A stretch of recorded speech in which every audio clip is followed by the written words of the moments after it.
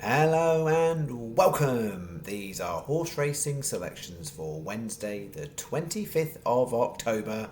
I am Flat Cap Callum and I'm hoping you are all very, very well. Almost weirdly just broke out in song there for no reason. All right.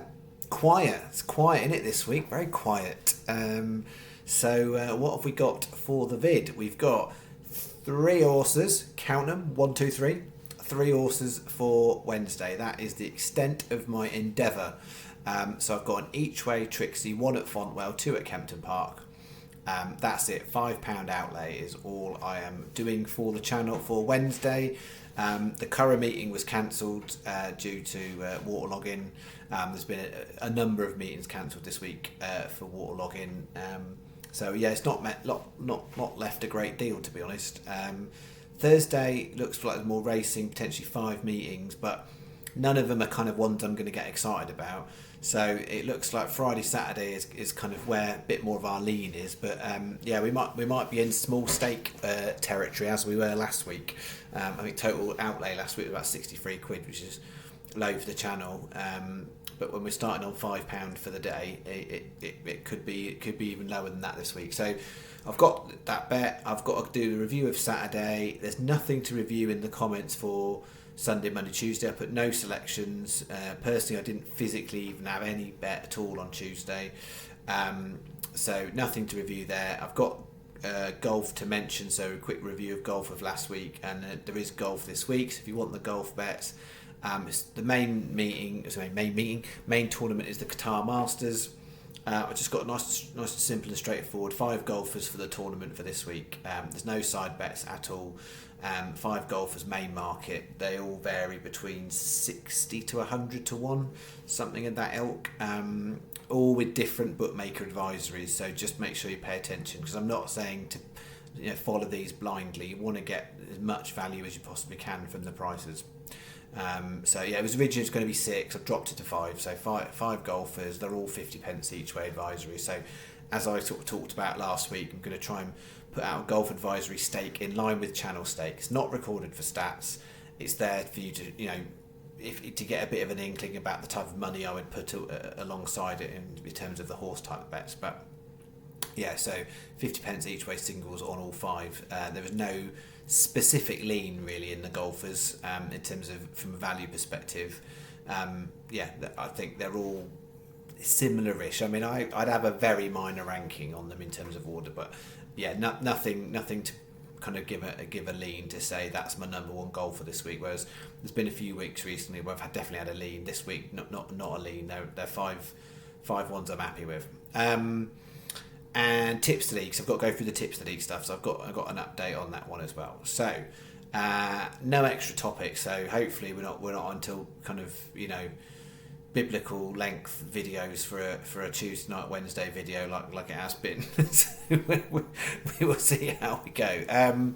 Right, as far as Saturday went last week, we came out of a loss. It was a bit of a frustrating one because we had a couple of good prizes. We had Parisiac that came second. Is that what we have? No. That's Friday, isn't it? That's Friday's bet. What have I done with Saturday's bet? What am I on about? Hang on a second, bear with me. Oh dear, it's all gone to pot before we even started. Right. Saturday, oh that's right, I haven't got Saturday's bet written out, have I? Because it was a short video, didn't write it out. That's why I've got old papers. Okay. Friday, it was very similar to Saturday because there were some nice prices, but it was a bit of seconditis. So Factor Cheval at Ascot placed, but we had nothing else with it. It was a nice place as well. It was very clear second. And then in the also other bets, we had Count D'Orsay and Spring Day, which we did have on the double on the bet. So they were earmarked as the best 2 of the 5, and they did get a place double. But we got 19 on 10, 81 back is what I've got there. And yeah, it was a right bit of seconditis last week. We had 1 winner across the week, but we had 6 really decent priced second places. And actually, from a framing percentage point of view, I think it was 39%. I think I wrote that down on the review. 39% framing. That absolutely should have been a profitable week last week, and it wasn't. So it was frustrating.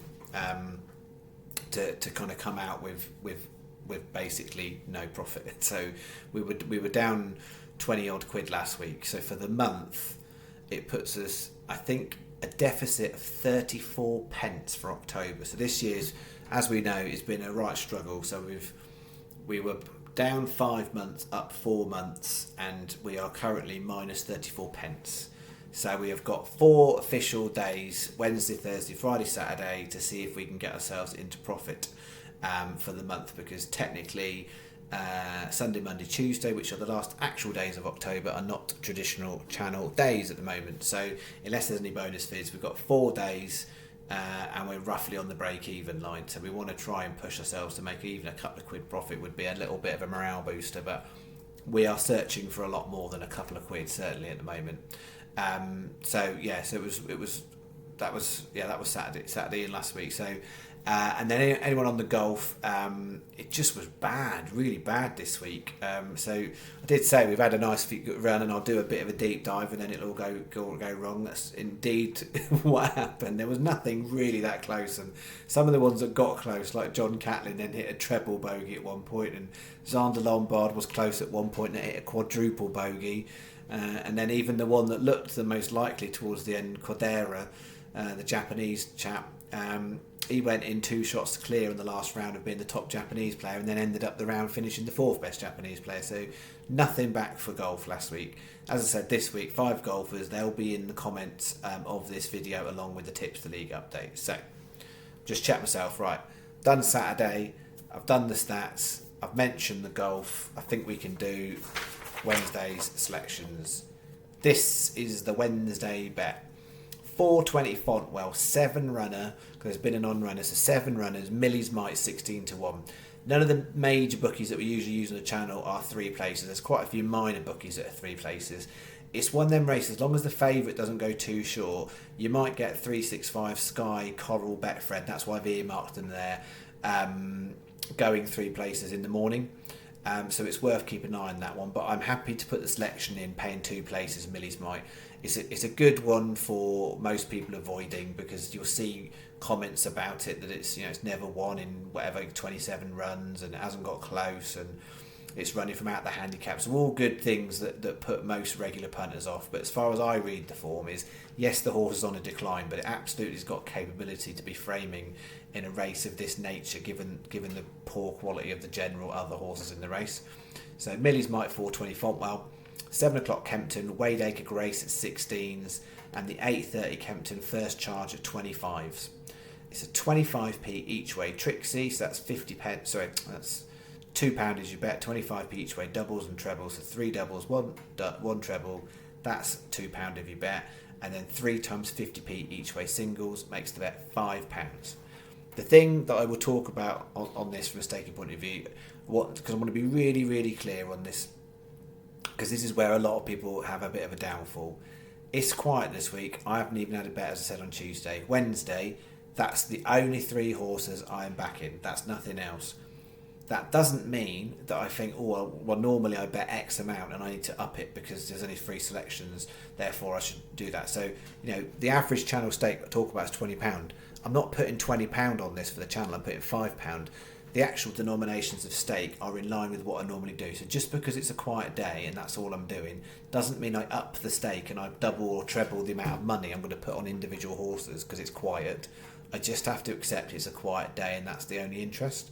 So certain days you outlay a lot more money than other days depending on what is available to you. So £5. So Sky Best, because they are 5 on that 7 o'clock Kempton, and then I'm calling it, anyone else is basically the same, which is 2, 4 and 4, but 365 Coral, Betfred are the ones that have got the most chance on Wednesday morning of going 3 places on that 420, and that's why I'm suggesting them, particularly because you get Bog at 365 or Coral. That is the bet. All right. I've not even 10 minutes in. I think I've done everything other than the tips to the league, haven't I? Miraculous this is. It's what happens on a quieter day, so I'll happily take it because there's been plenty of busy weeks. So tips to league stuff. So I've got a few notes on the tips to league stuff.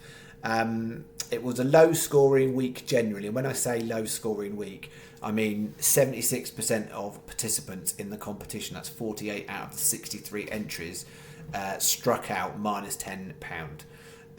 So yeah, it was not a good week for for people. So you might have thought, well, less runners in that Ascot handicap and what have you, but yeah, clearly the results to pick, as they have been all season at Ascot, and it's a really good thing I would reiterate.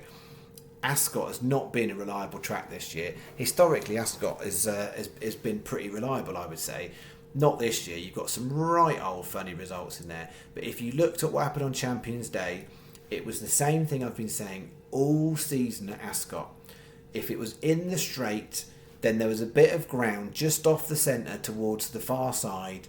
That's where most of the winners and the best performing horses came up that bit of ground. If it was on the bend, on the round course, and even though it was on the inside track, again, what you generally found was what we found most of the season, which is not inside up with the pace, which is what pundits would tell you. Back and to the rear is where you wanted to be. So if you watch Frankie on King of Steel, and he was, what was it, second? It was Viva Sistina was behind him. They were absolutely in the box seats. They don't look like they're in the box seats. You don't think being at the back and wide looks like a very good place to be, but that is where they came from. So it's hard to call from a draw point of view on some of these things. But if you look at it was the Balmoral handicap, the first 6 or 7 home, something like that, they were all in the same part of the draw. There was such a draw bias in that handicap, and I think you even saw it got played out in the sprint race where Art Power won. Again, same part of the track dominated. There was one horse which was Swing Along that went against the grain in that race, but everything else came up the same bit of track and was from a similar part of the draw. So yeah, it's one to watch for next season about whether that plays out, because I'm not hearing the pundits talking about the bias in the way that I've seen it very, very strongly at Ascot this year. Alright, anyway, Tipster League, that was what we were chatting about, Tipster League. So yeah, we only had 10 people out of 63 make a profit, so 16%, so that's pretty dismal performance.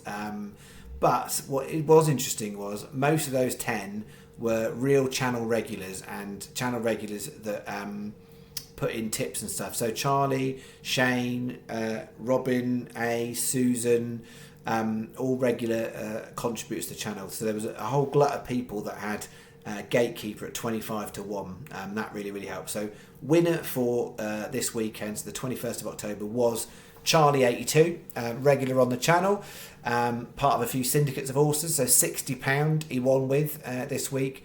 Shane Walter, channel regular and regular tip sharer, 52.60 was second. Secret Lemonade Drinker, who's had a good month, £54. Robin A in the top 10 for the second week in a row, £49. Susan, fifth, £34. That was the top 5. Full top 10 will be in the comments. And then what does that mean overall? It means that there was only 2 people that crept into the top 10 that hadn't been there previously, which was Shane and Robin A. And good thing from Robin A's point of view, he's gone back-to-back weeks in the top 10 and bounced himself from, he was in minus after 8 weeks. After 9 weeks, he's now 10th in the leaderboard. So well done, Robin. That's an excellent rise from being minus figures on after week 8. And Robin A has played every week, all 9 weeks. So top of the leaderboard, Samar Kevin, the top 3 from last week in the overall leaderboard, all 3 of them were minus 10 this week. So there's been a little bit of movement, but Samar Kevin still firmly on top with 171. Very, very clear second now, Secret Lemonade Drinker, or ROG9, 102.60. And then there's a real glut of people. Alex Powell, Robin Wilson, Shane's now jumped up into there, Drawman, John HP, a real little group of people there. And then there's a little gap then down to like 8th, 9th, 10th, 11th, 12th. That's all really, really close as well.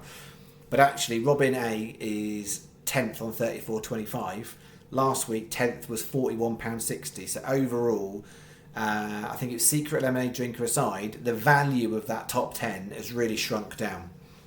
So it's been hard to come by. But if you followed everybody's tips who have put in the competition, you would be firmly on a loss right now. Stephen shared with me, Stephen King, Statsman, has shared with me some really interesting tips. So of the 69 races that have taken place on the television since we've started doing the Tipster League, does anybody know? Quiz question. I'll give you a pause and then give you the answer. Quiz question. Does anybody know which trainer is the most prolific trainer of those television races in the last 9 weeks, having 5 winners? Which trainer? You can pause the video, think about it. The answer is Carl Burke. 5 out of 69 winners. There are 3 jockeys who have had 5 winners of those 69 races. So 3 jockeys with 5 wins. Do you know what they are? Feel free to pause the video. The answer is Dettori, Oisin Murphy and Richard Kingscote. So some useful stats there from Stephen Statman. Literally every week just brings me something new and just honestly, the mine of information he's been recording for the tip stuff is just phenomenal. So again, I say it every week, but I will continue to say it every week. Thank you very much, Stephen, for those tips. Stats. Clearly it's got late. Okay, so that's that. I think that's it.